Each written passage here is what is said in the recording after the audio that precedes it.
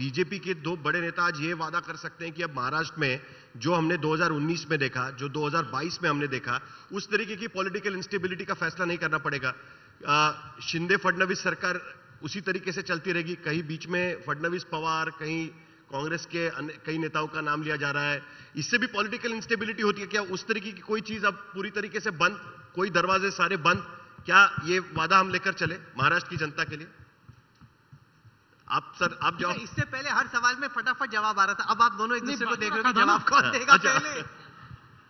कैसा है, देखिए पीयूष जी ये राज्यसभा में हमारे नेता है, आप स्टेट के सवाल उनको पूछ रहे हैं, इसलिए मैंने 2 मिनट ध्यान दिया कि भाई पीयूष जी दे रहे हैं या मैं दे दूं। सर महाराष्ट्र को रिप्रेजेंट करते हैं ना वो, हाँ वो तो राज्यसभा है ना, में उनको पूरा महाराष्ट्र मालूम है, फिर कोई सवाल ही नहीं है। लेकिन मैं आपको बहुत स्पष्टता के साथ कह देना चाहता हूं कि इंस्टेबिलिटी का कोई सवाल ही नहीं उठता।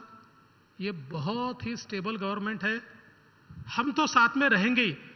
अब किसी को अगर ये इच्छा होती है कि हमारे साथ आना चाहते हैं, वो हमको कहते हैं हमको साथ में आना है, अगर लोग ठीक है तो राजनीति में मना तो नहीं किया जा सकता ना कि नहीं आप मत आइए। दरवाजे तो राजनीति में बंद नहीं रहते, दरवाजे खुले, लेकिन कॉम्बिनेशन बदलने का कोई सवाल नहीं। कॉम्बिनेशन ये बाळासाहेबांची शिवसेना और बीजेपी, ये कॉम्बिनेशन रहेगा। हाँ, इस कॉम्बिनेशन के साथ कोई और लोग जुड़ना चाहते हैं, जिनको लगता है कि मोदी जी देश में बहुत अच्छा काम कर रहे हैं और इसलिए हमको जुड़ना है, तो ऐसे सबका स्वागत हम करेंगे।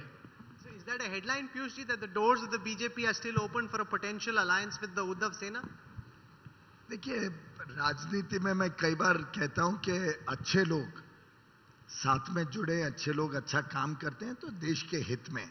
और जैसा देवेंद्र जी ने कहा कि मैं आपको इतना पक्का बोल सकता हूं, कोई पार्टी का देश भर में, और देश के कई लोग, कई राजनीतिक लोग भाजपा में आते रहते हैं और आना चाहते हैं, बहुत स्ट्रिक्ट स्क्रूटनी होता है, बहुत कंसल्टेटिव प्रोसेस होता है, right from the area where he comes from up to the top. Very many layers of discussions take place, और जब तक एक आम सहमति नहीं होती है किसी के लिए भाजपा में, you can just walk in to the party. लेकिन अगर अच्छे लोग, कल राहुल कंवर आपकी इच्छा हो तो हम आपको जरूर ले सकते हैं। We are looking for good people in the party.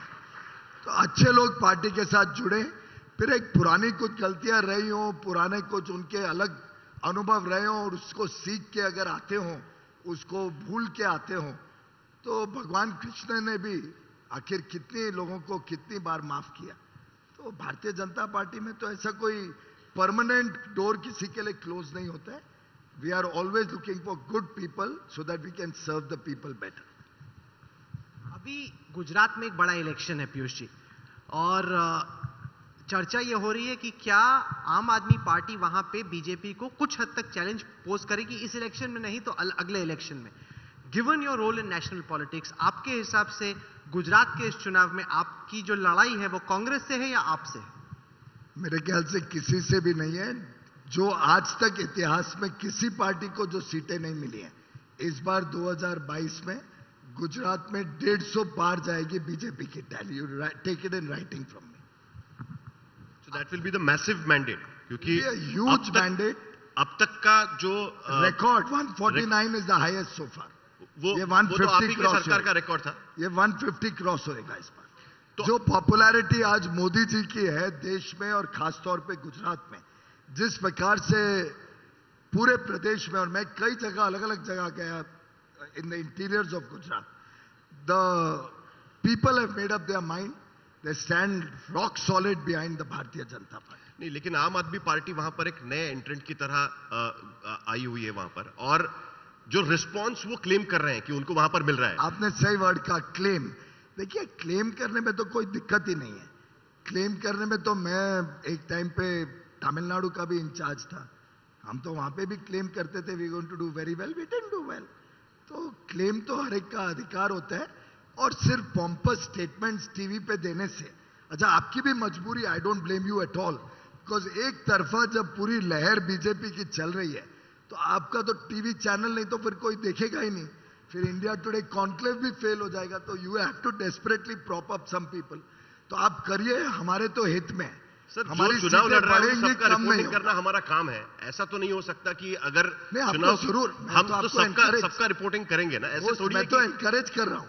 आप थोड़ा और मजबूरी नहीं, बताइए। हमारा काम है वो। आप बताइए, आम आदमी पार्टी के नेता ने मोदी जी को नीच बोला। जितना ज्यादा आप उनके नेताओं को दिखाओगे उतना हमारे लिए अच्छा ही है।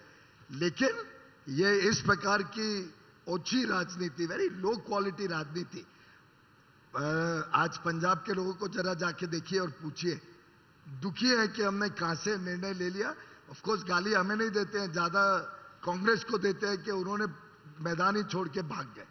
तो मेरे ख्याल से गुजरात के लोग तो बड़े समझदार हैं, व्यापारी होते हैं, बहुत सोच समझ के भाव तोल करते हैं, आपने वैसे सोच सही समझ बात के बोली पीयूष निर्णय जी, लेंगे। कि कंपटीशन अच्छा होना, जीते चाहे जो मर्जी, मैच बराबरी का होना चाहिए और मैच अच्छा होना चाहिए, वो जरूरी है। फिर लोगों का इंटरेस्ट बना रहता है। अगर वन वे ट्रैफिक है, चुनाव होने से पहले ही पता हो कि कौन जीत रहा है, तो उसमें क्या मजा आएगा। राहुल, आपके टीआरपी जो है उसमें भी फिर आपकी यही राय रहती है? नहीं, टीआरपी में इंडिया टुडे ग्रुप सबसे आगे रहना चाहिए, उसमें किसी को कोई डाउट नहीं होना चाहिए। सर, ये चुनाव बात और भी टीआरपी एकदम में तो clear फर्क है। है। हमारा भी वही हाल है, क्या करें, मजबूरी है हमारी कि हमको वहां जीतना है और बड़े रूप में।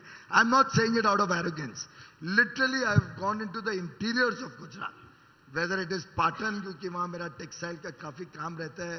पाटन का काम जो है बहुत फाइन हैंडलूम्स होते हैं, whether it is Junagadh, whether it is Somnath, the mood on the ground is completely in adulation of Modi ji, and they are looking for Bharatiya Janata Party to continue to give a good job.